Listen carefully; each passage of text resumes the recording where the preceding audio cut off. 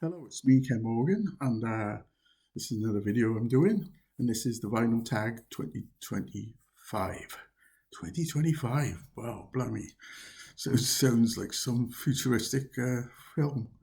Well, anyway, this is my contribution. I got my 20 questions up here, so if you see me peering off to the side, it's because I'm reading them.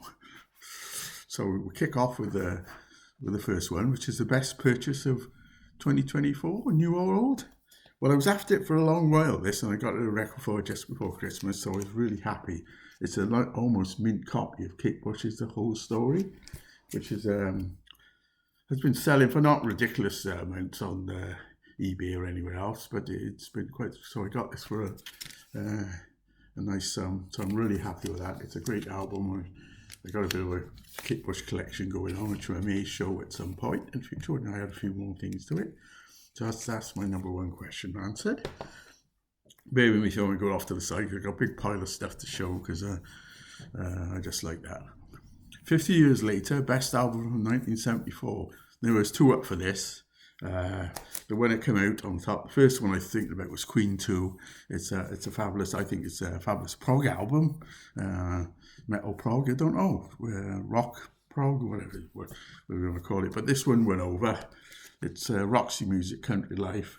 It was a seminal album for me. It really cemented my love of Roxy Music, which still vibes with me to this day. Got some fantastic tracks on it. It's a fantastic cover. It's Roxy Music. Need I say more? So that's question two out the way. An album that defines genre. Sorry, I got another Roxy Music one here. I tried to pick out all the versions of it I got. It was a bit difficult because they're all over the place in my house. This is the half speed master when I picked the Roxy of Country Life. An album that defines a genre. This is only one for me, and I've got several versions of this, so bear with us. This is Close to the Edge, yes. So we've got two CDs. This is the Steven Wilson Blu-ray version, and that's the original deluxe version. I've got the Steven Wilson one on vinyl, different colour. I quite like that actually.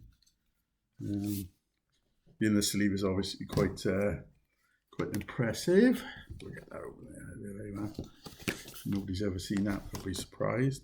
And I got a single sleeve version of it, and I also got the original double sleeve. So that's this album does define prog rock for me. So that's why I picked it. Close to the Edge, yes. Question 4. A band from your home country. There's my favourite back Welsh band. There's been a few. There's been Man, Eamon Corner, a few others, Stereophonics, but I've settled on Manic Street Preachers. I was lucky enough to see them Blackwood in an intimate gig in the Miners' Welfare Theatre there, hall even, way back in the mid. I think it was about 2008. I'm not sure about that. I might be wrong. But from that day, they were really cemented as the second time I said that, cemented as my favourite Welsh band. I'm from Wales, if you can guess. An artist you miss dearly. Sorry, I'm skipping ahead. Yeah, artist you miss dearly. It's Jim Morrison from the Doors. Sorry, it's not Jim Morrison. I won't get my questions picked up. Excuse me, it's David Bowie. I got quite a big Bowie collection. It's not the first. This isn't the actual one. But this is the first album I ever bought with my own money. Aladdin Sane, David Bowie. What a striking cover that is. This upset my parents in so many ways. It's unbelievable. I used to put this as it says. I think does it? But no, it's says maximum volume. But this one's the same. Fantastic album. When you're a teenager to hear something like this, it was like from another world. And I think my parents thought he was alright. So I got quite a funny story about my father's passed over 10 years ago now. And he said when he died, his quote was like, well, he couldn't help what he was. And I thought, oh, Dad, he was still far away from me as he were then musically. So there you go. That's David Bowie, Aladdin Sane. Best live album in the collection. This is really difficult. So I picked a sort of not an obvious one, but I think this album is superb. This is Golden Earring Live. What I like about this album is all the tracks on it are superb. They're longer versions. They're really rocky. And this was their first album I heard after hearing the single Radar Love. I went out and bought this. And this is tip top. Vanilla Queen's fantastic. They're all lengthy, quite lengthy, rocky versions. And if you haven't heard it and you like, and if you heard of any Radar Love, for instance, I would consider listening to this, because this is a top-notch live album for me, anyway. Your partner's just dumped you. I suppose we've all been there. What album are you putting on? Well, I struggle with this, actually. There's probably more songs than albums, but I've plumped for Bob Dylan, Blood on the Tracks, because it is a bit of a breakup rocker, I think, in some ways. This is the SACD version. I got a box set of these, which is a bit tattered, the box. It's not, and they're a bit tight to get out. So there you go. So that's my breakup album. Where are we now? Best sounding drums on an album. This is purely personal for me. My favourite drummer is Neil Peart, but he's not the one I've picked. I think Neil Peart is fantastic, but I've gone for Ian Paice, Deep Purple, and I got a particular bit, and it's the opening of Highway Star, where he does the drum roll and stuff, and it's fantastic, and whatever they call it, the panadiddles. To Highway Star. Just, if you haven't listened in detail, listen to that first bit where the drum comes in, because that's awesome. So this is the album it's from. So that's Deep Purple's Ian Paice with his intro on Highway Star. Who would you miss? Favourite artist who's favourite artist who's I'm getting confused today. Favourite artist who's two bands or more. Well, it's and he is missed. John Wetton is my favourite artist of two bands or more, and the two bands he's been in loads of bands, Uriah Heep, Roxy Music, all sorts. But these two, I think, he made the biggest impression. Asia, and before that, chronologically, King Crimson. The King Crimson albums with John Wetton are my favourites, and I do love Asia for lots of reasons, because Steve Howe and Cal Palmer's on there as well. Fantastic. And Jeff Downes, of course. It's a prog supergroup in it. Not the most proggiest of bands, but there's bits in there. But that's he's one of my favourite solo artists as well, and I think he's sorely missed as well. So he's probably coming in two of the categories. Beatles or Stones? Well, it's the Rolling Stones for me. I do like the Beatles, but the Stones were always the one I plumb for. Just even now, right up to Hackney Diamonds, I just think they are the greatest rock and roll band in the world. You find a bag of weed, and what are you going to listen to? So here we go. It's I'm not saying I did at the time, but here we go. This is Hawkwind Space Ritual Live. Space rock at its finest. It's a great live album. It almost made the greatest live album bit we have here. So that's what I would plumb for. Like, excuse me, what I squirt about a bit there. An album from the 80s you still listen to. Well, I loved them at the time, and I still love them, the Eurythmics, and this is the album I plumb for. This is great memories. I actually bought this in Hammersmith in London. With some money that was given me for on a Christmas trip just before Christmas, with a gift token that had been given to me prior to Christmas, so I could buy something decent from Our Price, I think it was, but I'm not sure. If anyone remembers Our Price Records. And there's this cracking songs: Mystery Man, Thorn in His Side, and When Tomorrow's Come. Those first three tracks are fantastic. So that's the one I picked. Probably one of the ones I played for most of the 80s. I haven't counted them, but there you go.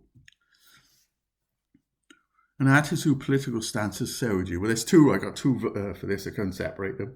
One more so than the other. It's Eric Clapton. Some of his what he said about COVID and all. It's just sorry, he lost me at that point. This is Derek and the Dominoes, if you don't know. So that's my first guy. There's a second guy. It's probably like his. I'm going to do a video with my collections pretty soon. This is Van Morrison. He's on the same track. So I just don't listen to it or read anything. And his last few albums, especially that one, I can't remember what it's called, my latest record or something like that, with all the political stuff on it. It's sad really, because some of these brilliant first albums for the 70s, 80s, and even into the 90s are fantastic. I will be doing a video on that soon. So that's the two people who I don't listen to anymore. Your favourite record label? This was difficult, so I plumbed for Track Records, because The Who, they're one of the first groups I bought albums of and stuff like that. I managed to get 2 Track Records comps here. This is Backtrack 4, Jimi Hendrix and The Who. Yeah, side 1's The Who and side 2 is Jimi Hendrix. So the quality of this is unbelievable. Pictures of Lily and Relax and Sunrise, and you can see for miles. And then you got Burning in the Middle there, Audio Experience 6 and 9. So that's there on track. This is a quick one. Backtrack 8 compilation. This is I'm going more of the Backtrack. We're thinking about getting more. Some of them were quite expensive and difficult to find. So this is Who Run, Boris the Spider. Obviously, this is a quick one. So Track Records. I used to have a great, I haven't got it anymore, a cassette compilation called Rock for the Road, and had the Allman Brothers on it, The Who, People Always of The Who, one track, I can't think, Trash Man by Jimi Hendrix, Marshall Tucker Band, I used to have in my car. It was a fantastic, it's called Rock for the Road. I remember you've seen it. I've been looking for ages to try and I've not got a cassette player, but I'd love to get it back. This is when Records Saw a Day. I actually play still. What's the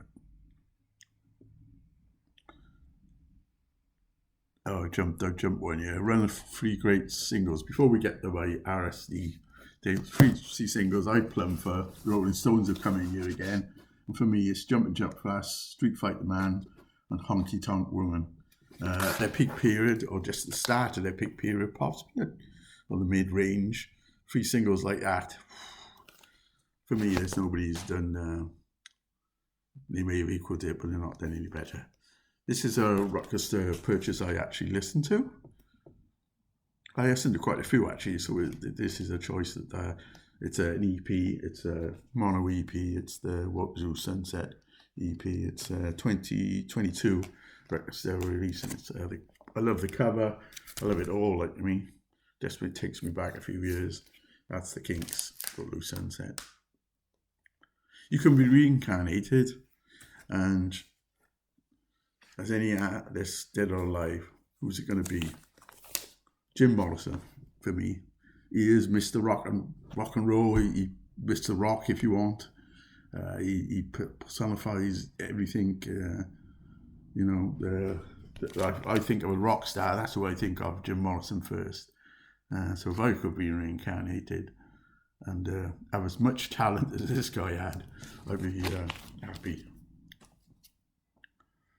Best 3 lines in a song. This is I haven't got 3 lines, but it's the best lines in song for me. Anyway, it's Bob Seger. It's Against the Wind, and it's I'm gonna have to read this.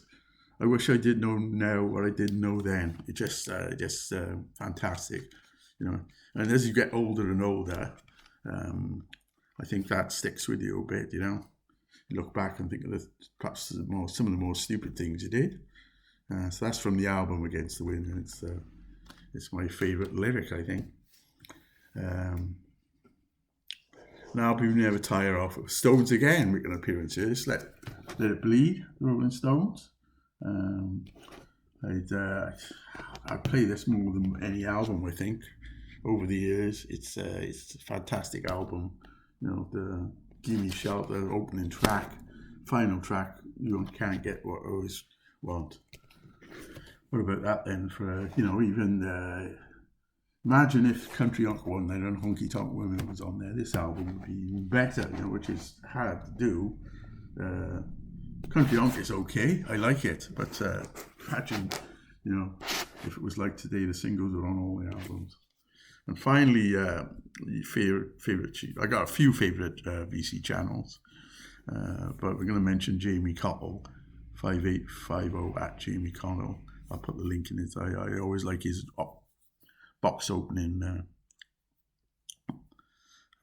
packaged sort of new stuff. A lot of I can't afford and I'm tempted.